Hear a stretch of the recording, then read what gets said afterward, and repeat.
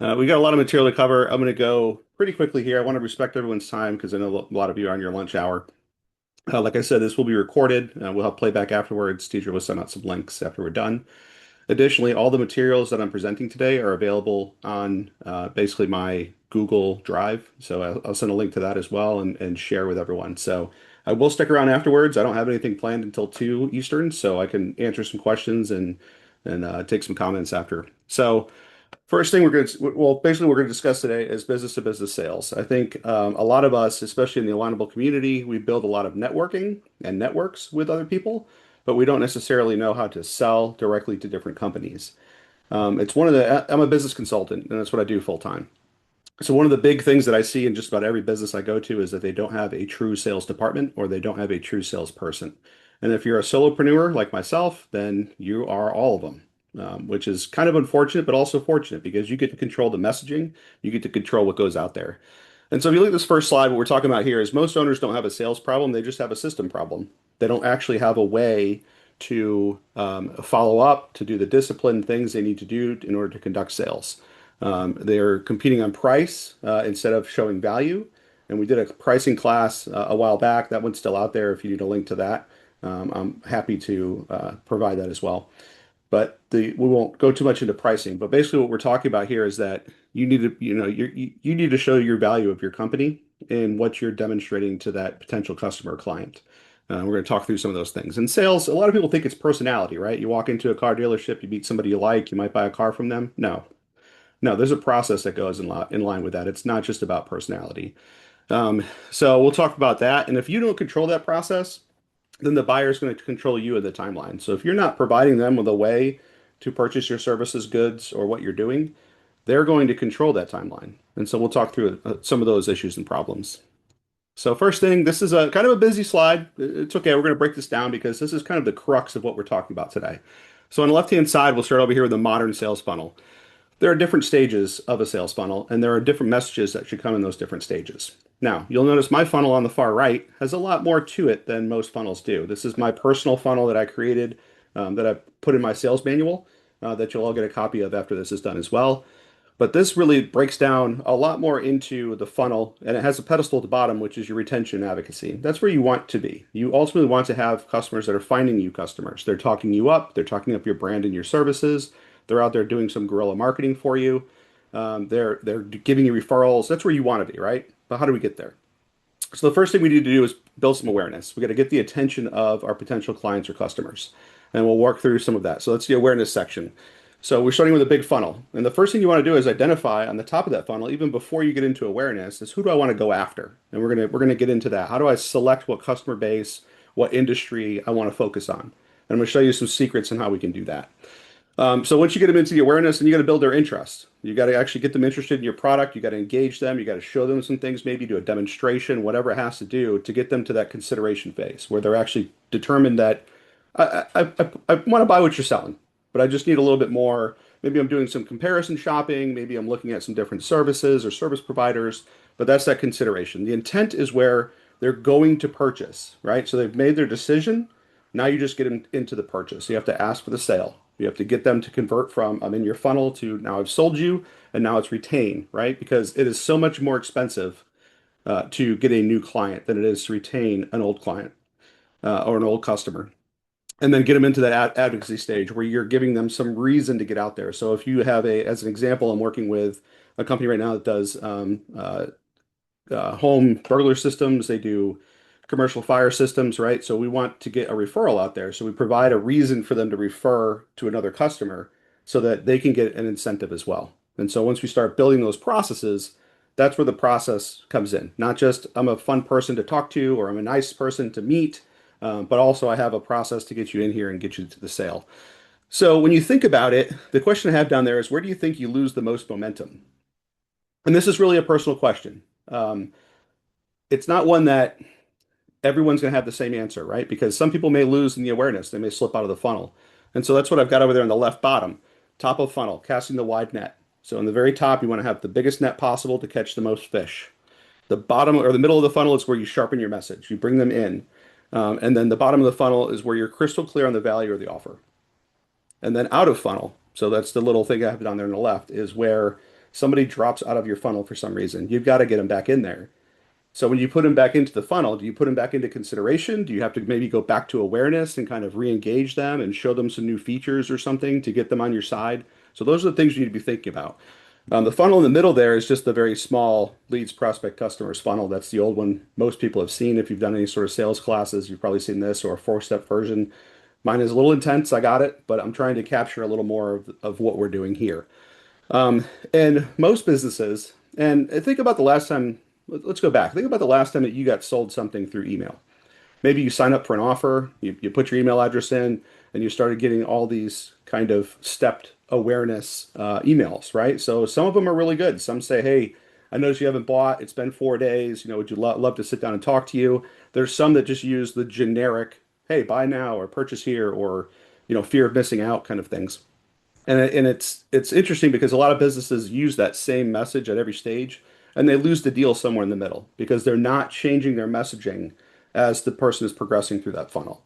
The ones that do it really well are going to make those sales and conversions. The ones that don't, well, we're going to have to work on that. All right, so prospecting smarter. Where do we start? The first thing you want to do is you want to figure out, and I use a couple examples here. I'm a CEPA, I'm a certified exit planning advisor. I know we have a couple financial advisors in this class. So I'm just trying to put a couple of things in here, and you'll see a couple more examples later. And I'll put some additional examples in the Google Drive so you can look at it. But basically, what you want to do is you think about I'm in the middle, right? So look at the financial advisor. The financial advisor is in the middle. On the left side are suppliers, vendors. On the right sides are customers slash clients. Where do I need to be and who do I need to be engaging and why, right? So I need to select. I can engage with my suppliers because anyone that's supplying me, I can also be a customer. That's quite okay. But the main point is I want to focus on my customers. What tier one, tier two, tier three customers do I have that I can go after and do customer acquisition? So I need to figure out what I want to go after, right? Same thing up top with the SEPAs. So for me, I might go talk to business owners because they may be trying to plan an exit. They may try to sell their business or move their business or whatever, give it to their kids. So those are people that I would engage as an owner. Financial advisors, you might engage also small business owners, but you're engaging them from a different standpoint. So your messaging will be different than what my messaging is when I go after a small business owner. And we'll talk through some of that. So one of the first examples I have is right there. Identify your industry, your NAICS. So NAICS codes are the national, or I'm sorry, North American industrial codes. And what they do is it categorizes, and when you do your taxes, you probably see this. On your tax return, it'll have a position there for your NAICS code. It identifies what type of business you have. So it's a national, or I'm sorry, North American identifier that allows us to see what type of business. So I did the example on plumbing. So plumbing is 238220 is plumbing, heating, air conditioning contractors. So if I want to go after those folks, I'm going to show you some ways that you can do that. And then you got to find the decision makers. Just because you find the company doesn't mean you're going to find the person that's going to make the decision. Sometimes it's the CEO, sometimes it's a middle manager. You have to drill down and figure out who is the person that's going to buy my product, right? So if I'm selling, as an example, I'm selling pumps to a company, I may be looking for the purchasing person, right? Who does purchasing? Who's your agent of record that does the acquisitions? So you need to find those folks that are in that because reaching out to the CEO isn't really going to help you. You got to find the person that's going to make the purchase. The CEO may be networking with you. You may see them in several different occasions, but they're not the ones that are making the day-to-day buying decisions. So figuring out who the decision maker is, I'm going to show you the alignable example. I'm also going to show you the LinkedIn example. And then using tools. I don't know if anyone's ever heard of hunter.io. It's a tool that I use to find verified email addresses, and I'll show you briefly how to use that tool. And then the key there is to personalize what you're doing before you send it. It can't just be a generic, hey owner, hey person, I'm reaching out to you. We got to do some work to make sure that we're not just genericized. All right, so I'm gonna get out of here for a second. I'm gonna show you a couple examples of what I'm talking about. By the way, this is the stuff you'll get access to here in a little bit. Let's see here. All right, so I'll use the example of course, my computer is going to be crazy right now. Let's get this out of the way. All right, so we've got, that's where I want to be. There we are. Okay. So I'm using ChatGPT, and this is one of the things I'm going to show you while we're here, one of the tools. And I use the free version. I set up a new account and use the free version just so I can show you that you don't have to pay for ChatGPT, you don't have to pay for AI services. You can use this. So what I did here is I set up a bookkeeping company, and I set up a couple things in here. So in this, what I wanted to do was go after plumbers. And again, using that example. So I'm saying I'm a bookkeeping company, and I want to go after plumbers. So I'm going to put a couple prompts in here to say, hey, I want to focus on this. And it will give me basically how they fall into different buckets, operators, owner operators, small teams, established shops, what their pain points are, right? So I prompted it to give me what's a pain point I can go after. I don't know where my money's going. I got messy or broken systems. I mean, this is every plumbing company that's out there. No one's shocked. Um, so what we get down to is we get down to, okay, what's my pricing strategy? Where do I want to be? Here's some phone call scripts we can use, some red flags, some upsell opportunities, right? So we can build some scripts from this. But what I did was I said, okay, find me plumbing companies in the 757. So I put the prompt in, and again, sometimes AI will hallucinate, so you got to drill down a little bit. That's okay. So I put in, give me 757 plumbers, and then it gave me a full list of all the plumbing companies within Hampton Roads area that it reached out and surfed, right? There may be other ones that aren't on this list. It's not all inclusive. You'll have to do a little research. So what I did was I just picked the top one, Atomic Plumbing. There it is. So I take Atomic Plumbing and I pop it into, find the right window here. Take a pump, Atomic Plumbing, and I look to make sure it was a real place. Yes, it does exist. It's in Virginia Beach. It's in my market area. It's where I want to be, right? And then I go here and I say, okay, I want to find some email addresses for Atomic Plumbing. This is hunter.io. You go in here, Atomic Plumbing. Hopefully it finds me some stuff. And then I can change it to where I want for the headquarters. So I could say I want it to be in, where do I want to be here? I want to be in Virginia Beach.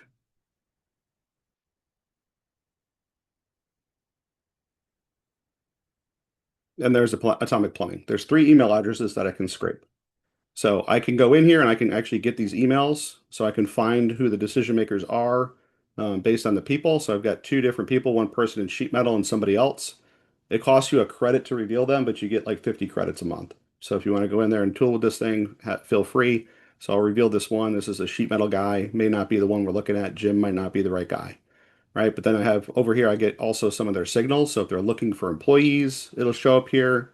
Some of the technologies they're using, if it's known, then we'll get this information as well. So we've got different technologies, we've got different things they're using. So anyway, it does a pretty good job of scraping some of that stuff. And then you can use the old, let me close this thing out and get you to alignable. So I put Atomic Plumbing into alignable, and boom, here, what do I get? I mean, it's a national chain, so I'm getting Atomic Plumbing in Fort Myers, Florida, and British Columbia, etc. But look, here's Beverly, and she's in Virginia Beach. So I could just connect with her on alignable if I want to, reach out to her that way. And then going a step further, I went to LinkedIn, same thing.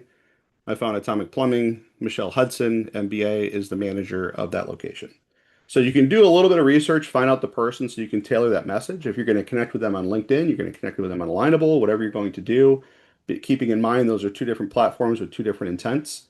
But you may be able to connect with them a little bit easier on Alignable if you have the credits. If you don't, it may be easier to connect with them on LinkedIn. It really doesn't matter how you connect with them or even over email. It's just making that connection. That's what I'm stressing here. So let me close out these ones that we're done using. Okay, here's the website, right? I just went here and said, okay, I can go through their contact, but why would I? I want to find things that are going to be relatable and usable. If I can find that as a person, say they have an MBA, they went to my school, that's even easier to reach out. Our kids may go to school together, whatever it is, right? We want to build that commonality, not to be creepy, but just to have a level of understanding of where they're coming from and how I'm going to present my service to them. So we'll get rid of all this stuff here. Great. So back to here. Um, nope, we don't want that. All right. So we're back to atomic plumbing in Alignable. That's a great way to look at it. So what I'm doing here is I'm taking that and I'm taking, okay, I want atomic plumbing. I want to go after them. So I'm going to build some different messaging strategies, right? So I put in my prompt, my funnel, and I said, hey, this is what I want to do. And this is from my my sales manual. I'm gonna give you a copy of that. You can take from it what you will, and put in what you want. So this gives me my funneling messages. So at the awareness section, I'm going to get some examples of what I want to use. And then at the interest section, I've got some, hey, we specialize in plumbing companies. That's what we fix, right? So it gives me some ideas for how I'm going to market my bookkeeping service to plumbing companies. And again, this can be interchangeable with any industry. So say you're a financial manager and you're looking at just business owners, you can tailor the messaging to that. You can tailor all of this individually, right? So consideration, what do I want? I want at these levels. So it's giving me all this, my referral engine.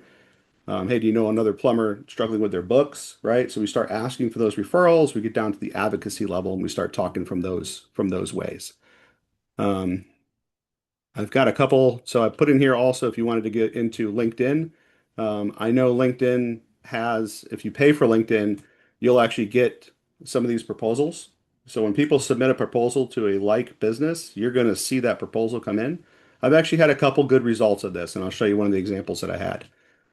So this actually gives you a couple different versions, and that's what I did was I stuck in here a couple different versions for how I want to respond to give those answers, and then a client follow-up strategy. So same thing, prompting this. I have the DM replies is actually in that link that we're going to give you.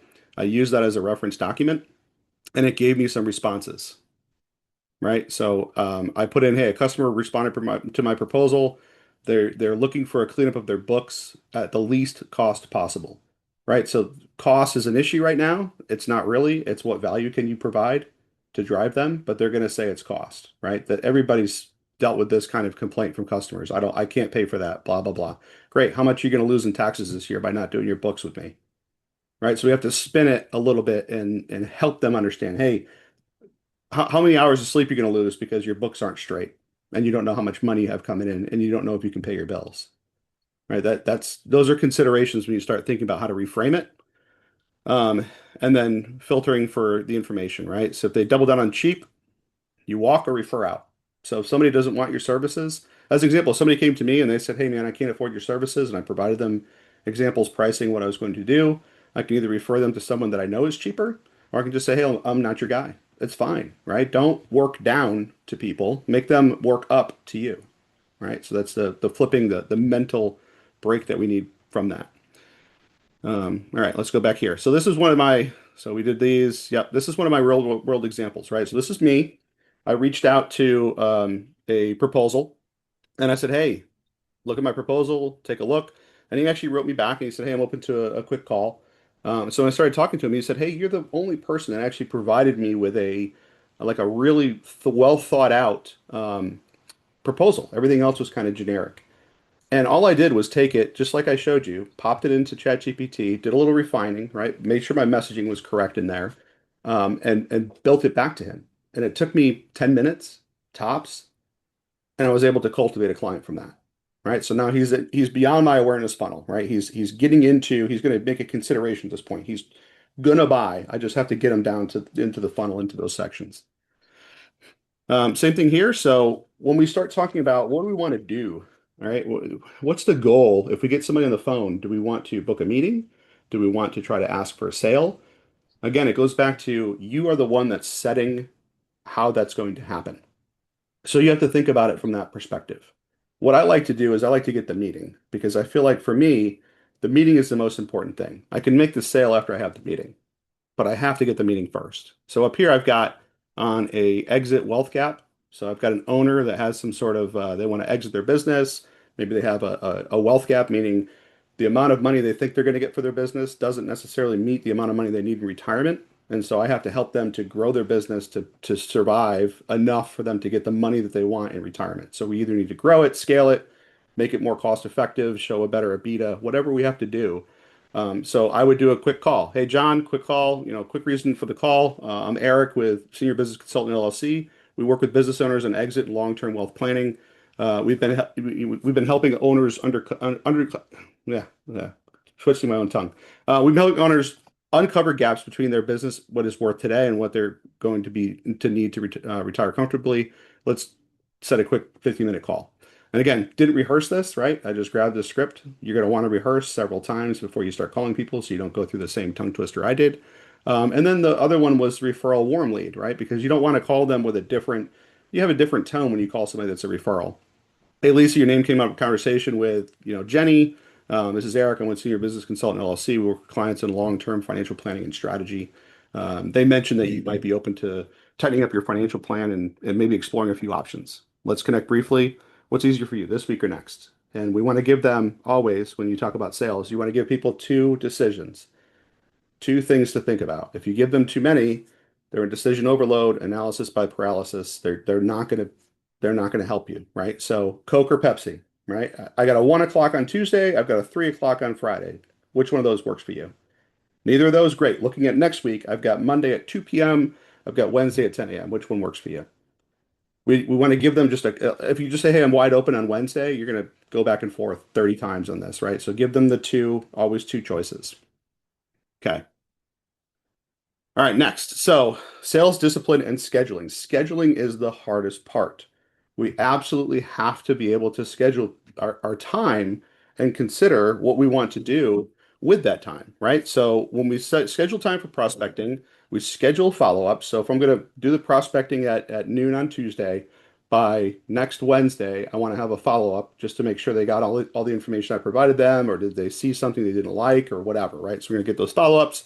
Track what you tweak. So if you're going to change some things along the way, make sure you're tracking what you've changed, especially if you're working with a client and they didn't like something or they did like something in your presentation or in your prospectus that you provided them. We have to tweak our messaging at that different level based on what they did or didn't like. And then retention is cheaper than acquisition. Think upsells, think referrals, think contracts.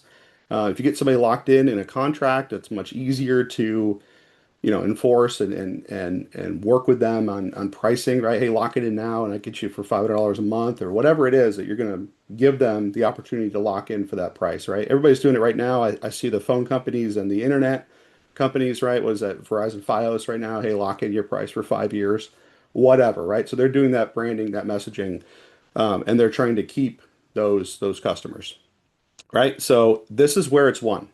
So 70 to 80% of deals close after multiple touches. If you listen to um, some of the internet satellite radio, there's a guy on there all the time talking about that. It's 7 to 10 or he's 8 to 7, whatever he says, 6 to 8, times before somebody's going to make a purchase. If you think about it, you may go to 9 dealerships and you may buy in the 10th one.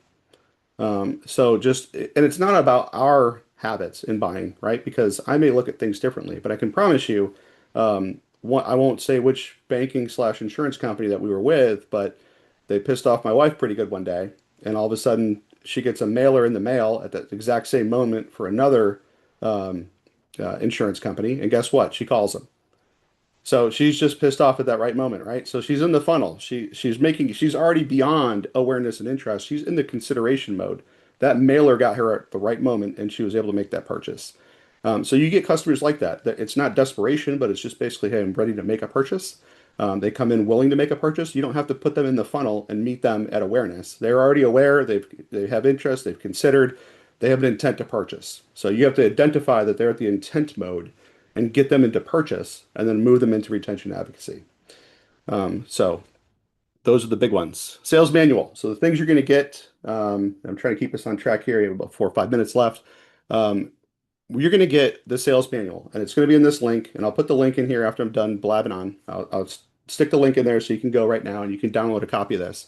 I've put in there the structured sales engine, everything we've discussed today in length. So sometimes some people have to see it, some people have to do it, some people have to, different learners, right? So if you are an auditory learner and you want to re-listen to this, great. If you're a visual learner and you want to see the actual read the document, this is the document. And then the do, right? So practicing your role playing and that kind of stuff. So I've got some cold call frameworks in there, some scripts, some follow-up, some value selling, some different propositions in there. It's about 30 pages or so. But I will definitely drop the link for that in the chat when I'm complete. And as Deidre said, please do, if you want to sign up for a class or you want to reach out to her and say, hey, I want to present something on a topic, please do, because I've done probably 3 or 4 of these and I'm excited. I love doing them. I love providing information. It's what I do. I love teaching and educating, but at the same time, um, I only know so much, right? So these are the next 3 or so that I have in my mind that I want to start building. So if there's something that comes to you or you want to provide to the group, feel free. And with that, that is the end of the formal slideshow portion. I will grab that link for you and drop it in the chat um,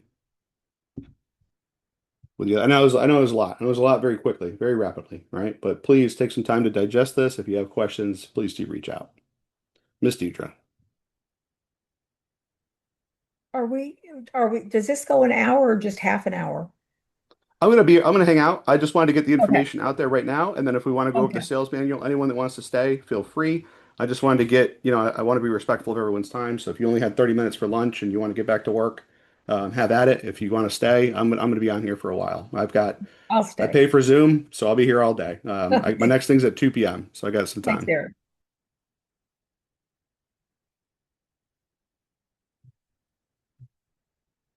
How did we get a link to the recording? We're gonna post that after everything's done. Deidre's gonna send it out, or I believe she posts it on the. I'll let you talk about that, Deidre. Yeah, I will post a link in the event itself, in the announcement section of the event.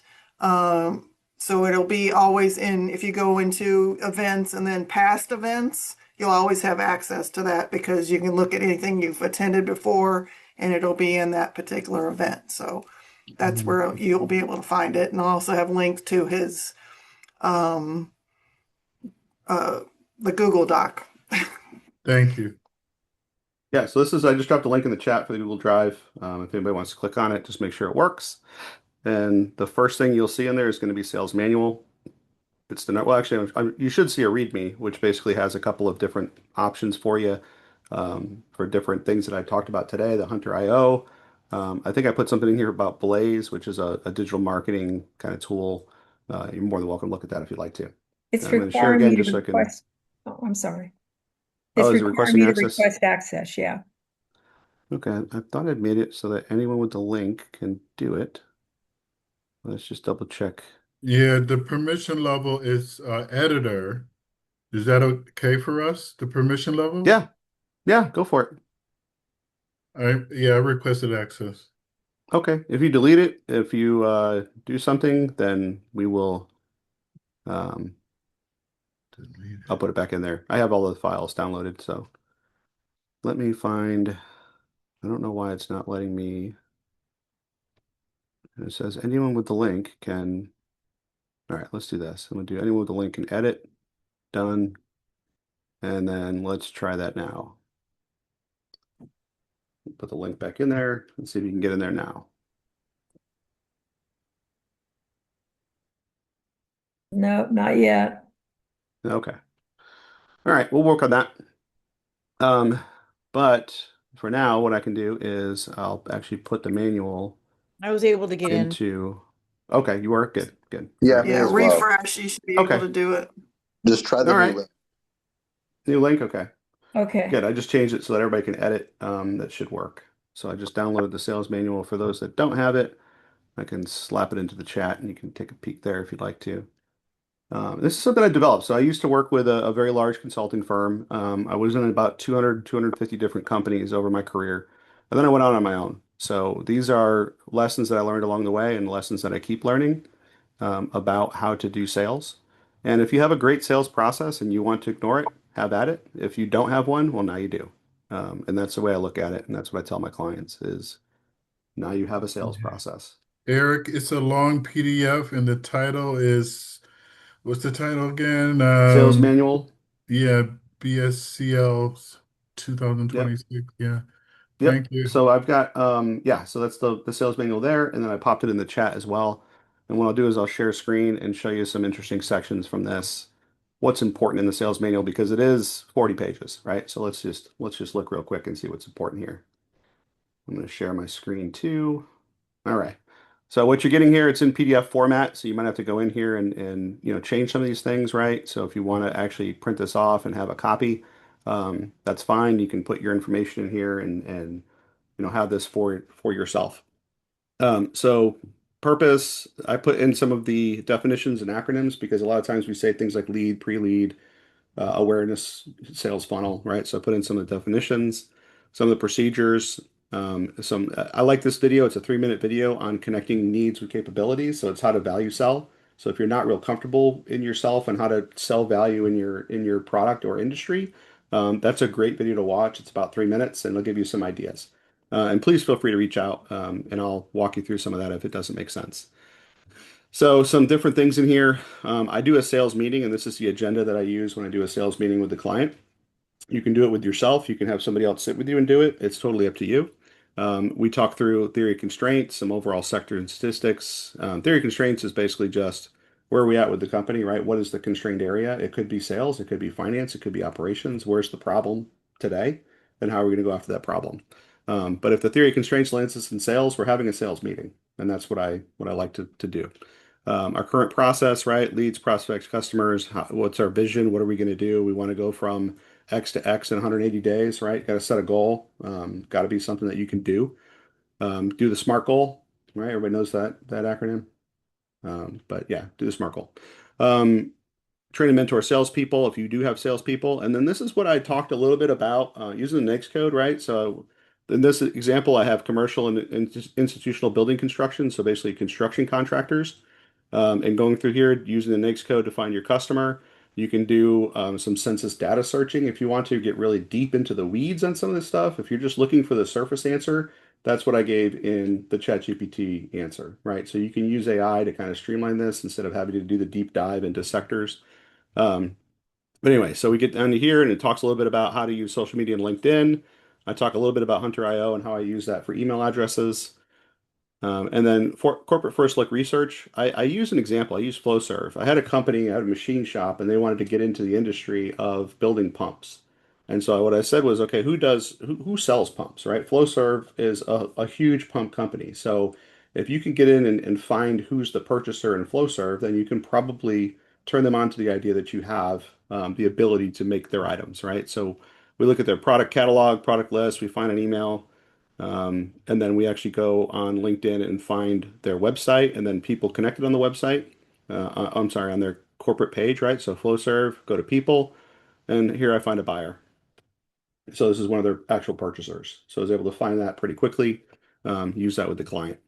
And so this talks a little bit more about the sales funnel. If you thought I went pretty fast and didn't catch it all, this is kind of the way to look at each of those sections.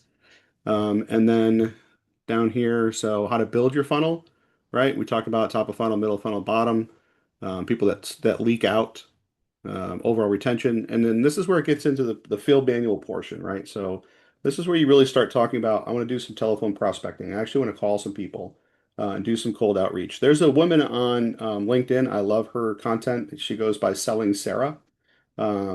Just watching her content, she does nothing but cold calls.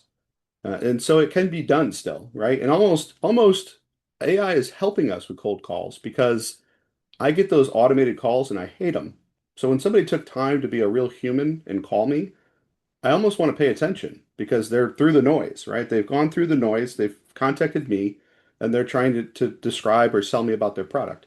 Now, as a consultant, I love listening because I love hearing their techniques and trying to figure out what they're using because I take something from everybody that I learn from. Um, but it's got a couple of different scripts in here and tells you, how to prep before you're going to call, making your prospect list. Again, grabbing attention, introducing yourself, state your company, deliver your value hook, ask for the appointment. So all the way through the script. So you can take this, script it. I like script calling for the first little bit. You're going to ad hoc after that. But if somebody doesn't have something, having a script works really well to get your message across. As you become more comfortable with what you're providing, you may modify. And like I said, you're going to have your tweaks. So write down what you modified. Did it work? It didn't work. Great. We're going to go back with a different way to talk to people.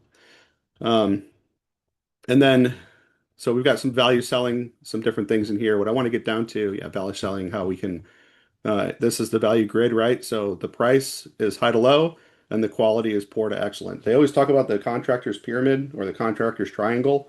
You can get something fast, you can get something cheap, and you can get something quality, but you can't get all three, right? So if you ever try to do something, you might be able to get fast and cheap.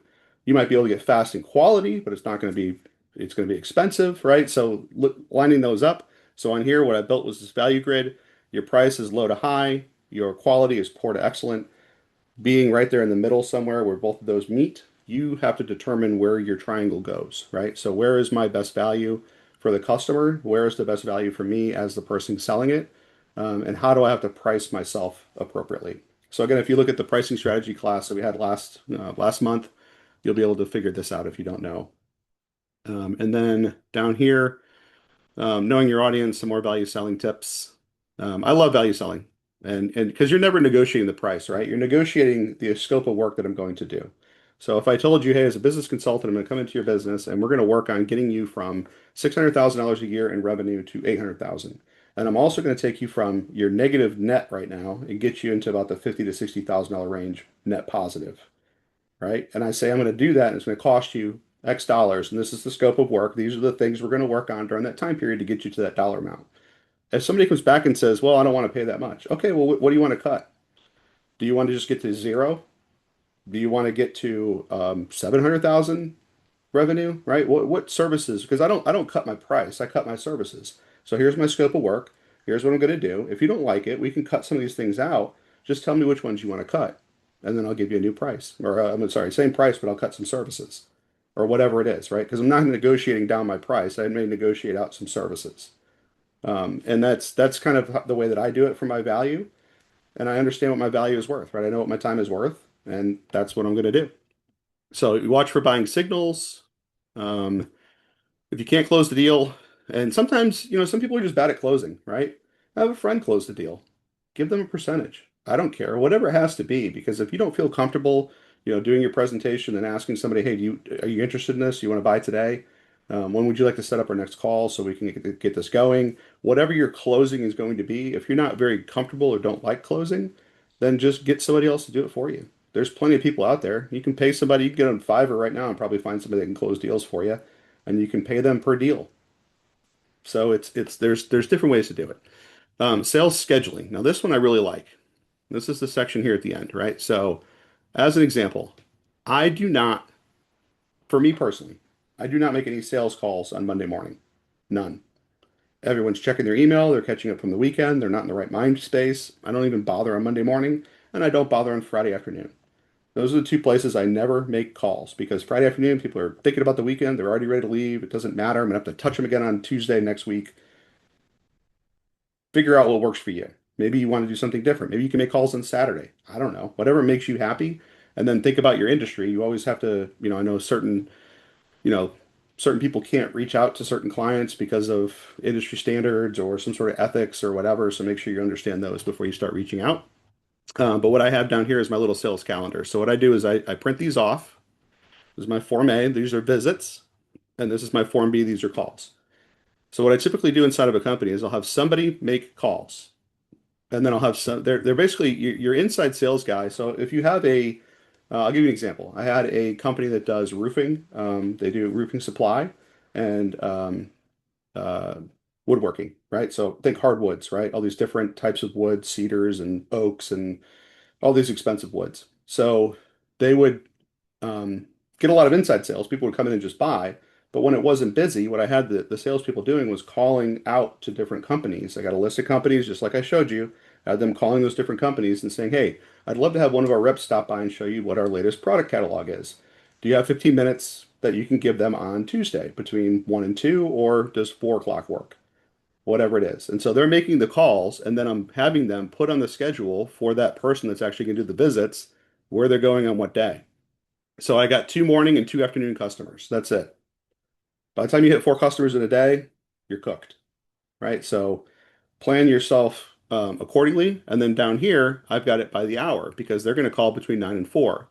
And what I have blocked out here again, Monday morning, 9 a.m., they're submitting their sales update. They're not calling anybody or doing anything, right? And then over here in the evening, around 4, they're doing their sales review. So, hey, here's my sales review. I'm doing, what did I do this week? How many calls did I make? How many were successful? How many were not? And then I'm going to provide that in my report on Monday. So if it's just you, it's fine. Schedule yourself accordingly. And we did a class on scheduling. You can go back and look at that one. It was in the Planning Like a Five-Star General. That was one of the classes on how to schedule, right? So if anybody wants to revisit that class or doesn't remember the product there, we can go back and look at that. So with that, I'm done talking. I'll open it up for questions or comments. Go ahead. CJ Scarlett, badass grandma. Badass I love grandma. Hi, Eric. it. This was Hey, excellent. I had a busy day, but I decided to attend this, and I'm so glad I did. Excellent job. thank you. Thank My you so much. my problem in sales is probably 90% in the follow-up. I am terrible. I'm the CEO of the company, and Okay. I do everything. And Hmm. I have some team members that I'm going to start delegating to. Perfect. But Love hearing that.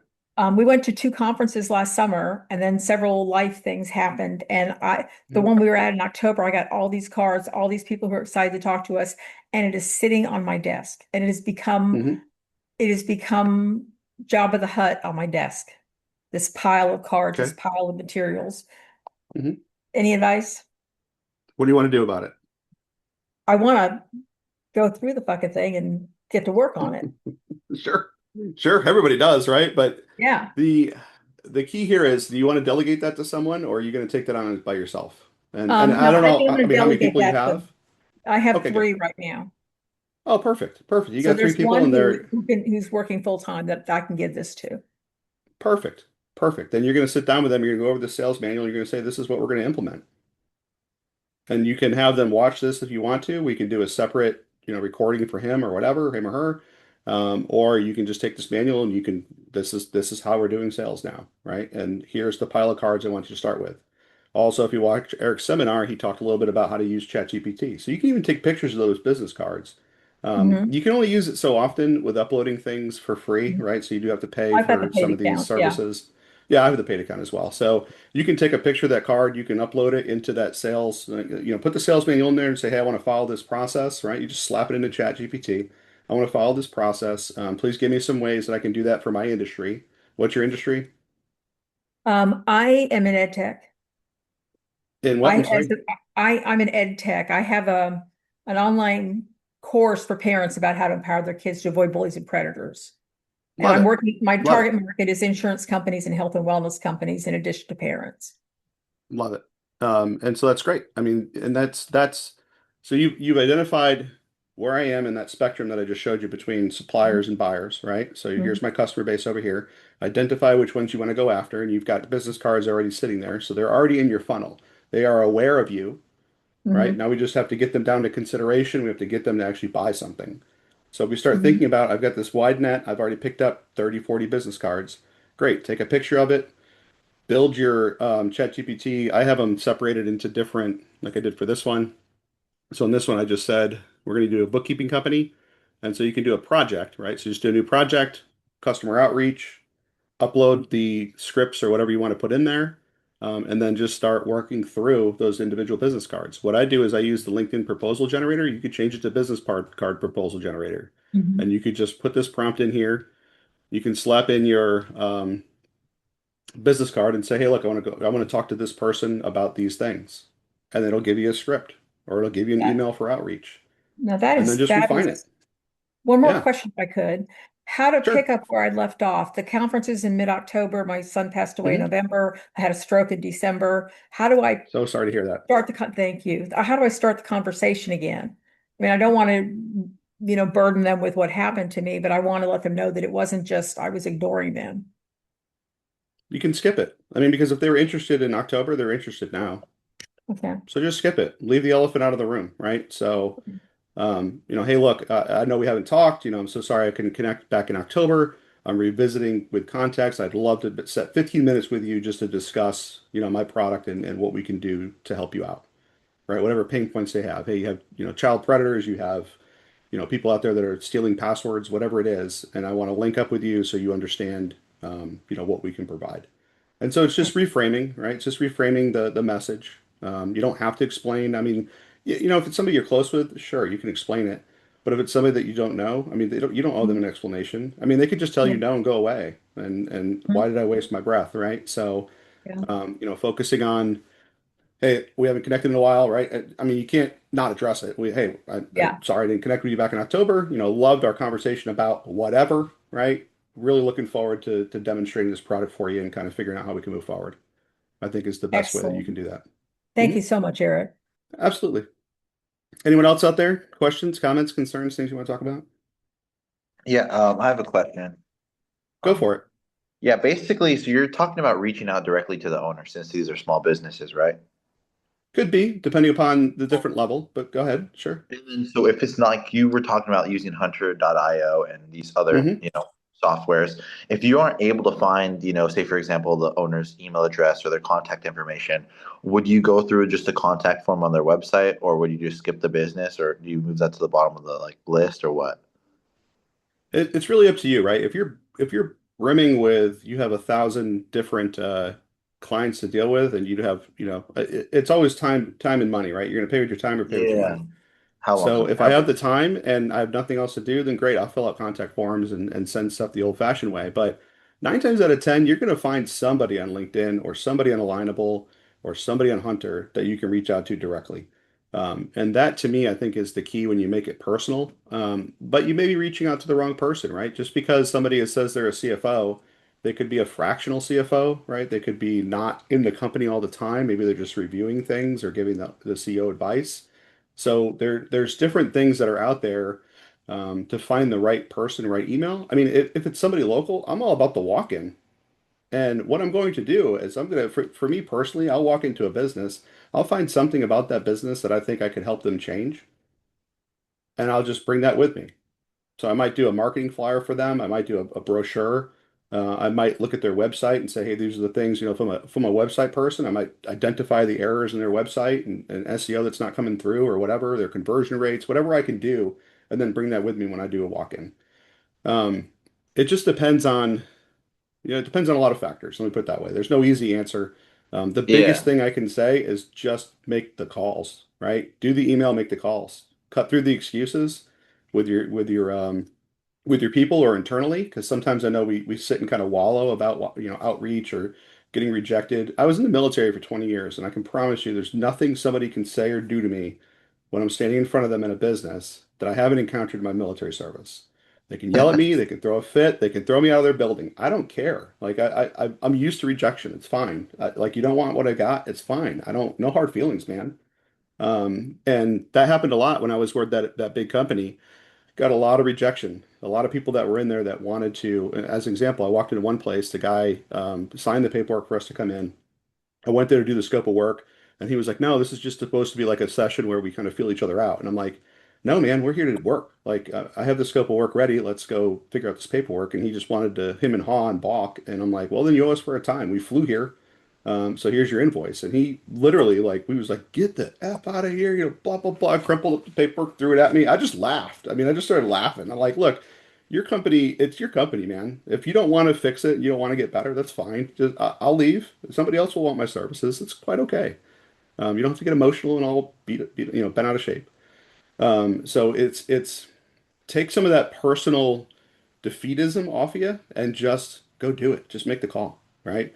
And what I do is I track it. So I love KPIs. I'm a KPI person, right? So KPIs are key performance indicators.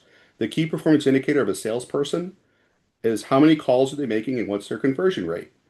So if I start tracking this week and I say, okay, you made 10 calls this week, which I really appreciate, and we've converted two. So you have a 20% conversion rate.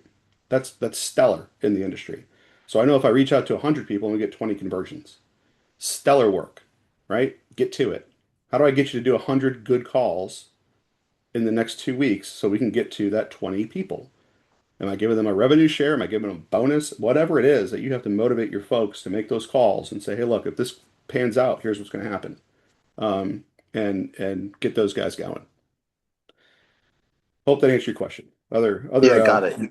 Yeah, sure. Other folks out there, questions, other questions? Yes, please, me. Yeah, go ahead. So you were talking about walking. I'm specialized in home inspections and painting Hmm. services. So I do more of the walking actually, and I do have brochures. So wanted to find out how to get like leads, I mean prospect and or turning lead into customer, if you don't mind. Okay, so if I'm thinking home inspections, right? So I start thinking about, and again, that little, I'll put it back up here again. Let me put that this chart here, right? So if we start thinking about um, this right here, right? So where am I in this, right? So you're right there in the middle, and then you have to start thinking about, okay, who are my actual customers and who are my actual suppliers? So if I start thinking about customers, if I'm saying home inspection and I do painting, I'm reaching out to every single um, realtor. I'm reaching out to every single property management company that I can find. Those Okay. I think are going to be your two, like when you talk about paintings and move out and clean outs and all those things that have to Yeah. happen when an apartment turns over, right? Find those bigger companies that are probably they probably don't have enough. And what I've found in home inspection and painting, there's not enough of you guys, and there's not enough that will answer the phone. Okay. When I try to redo my bathroom, I try to get quotes and I just couldn't get people to show up. I mean, it's just so weird, right? So if you show that you have the tenacity and the ability to do it, I think that that will be good for you. Okay, no problem. Thank you very much, Eric. Yeah, I think it's a good place to start, man. And if you again reach out, we can. I built all these in like 5 minutes on here. So if we just took you, so same thing. Let me go back to mine, and not this bootlegged version. Let's get the real chat going here. If I go back to here and I look at where do we go? Oh, I gotta search for it now. Um,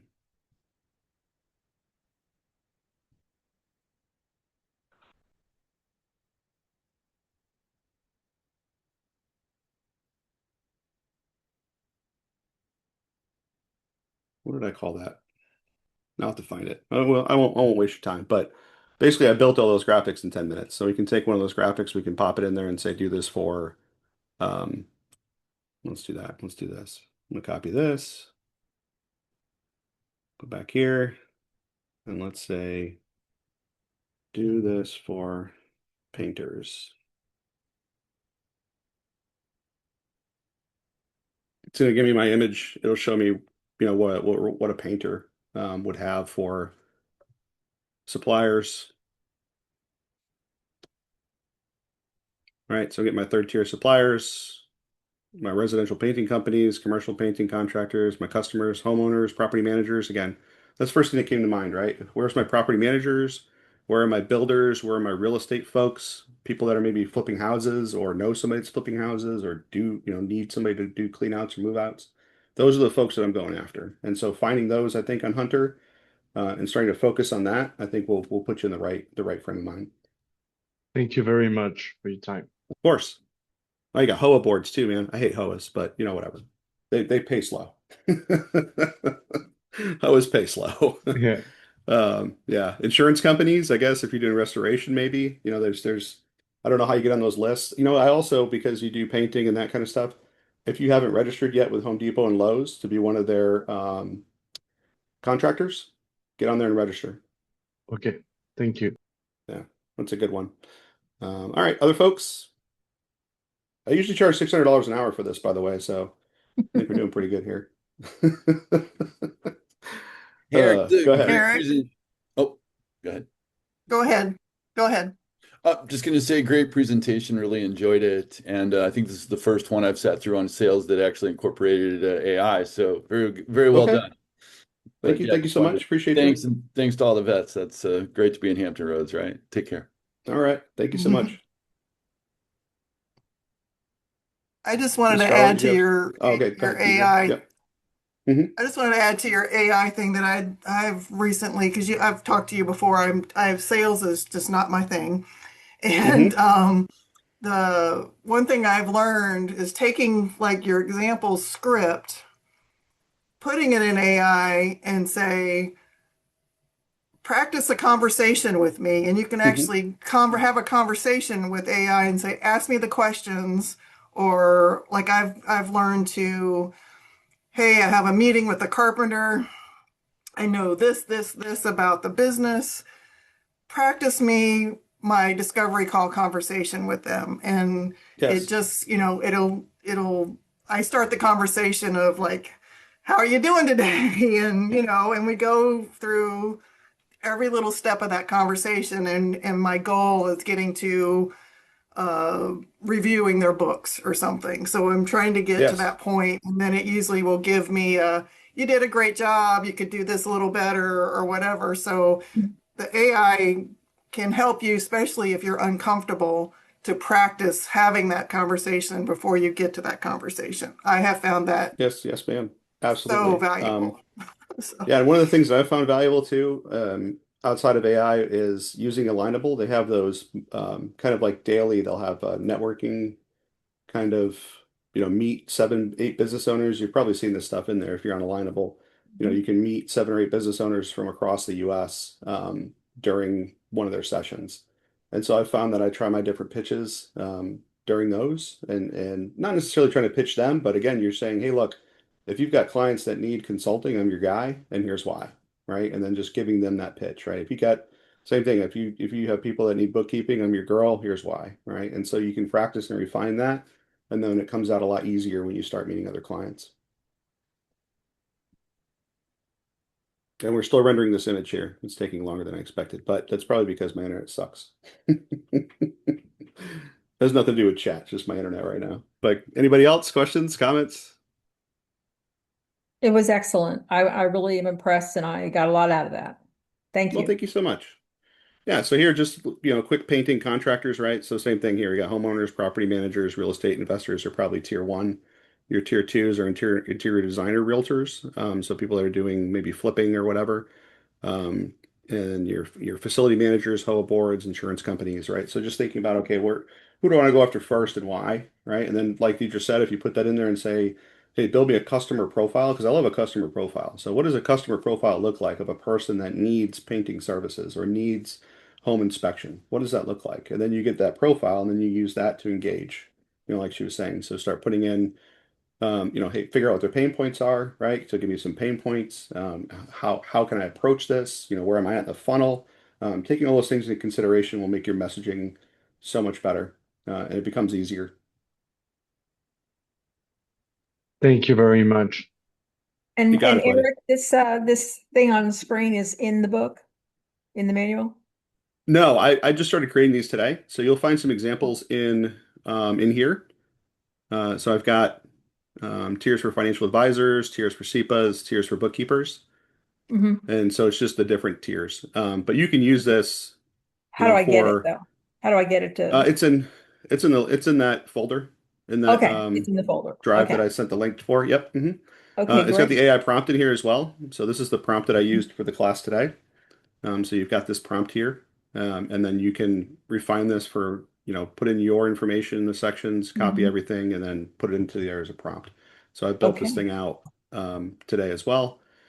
And then you've got a couple other things in here. I think the DM replies. So if somebody does direct message you, how do you reply once you get them in the funnel? Um, diagnosing situation, urgency, right? So doing, reframing the problem, all those different things that you want to do to build value in the conversation you're having with that person, either through email, DM, in person, on the phone, whatever it is.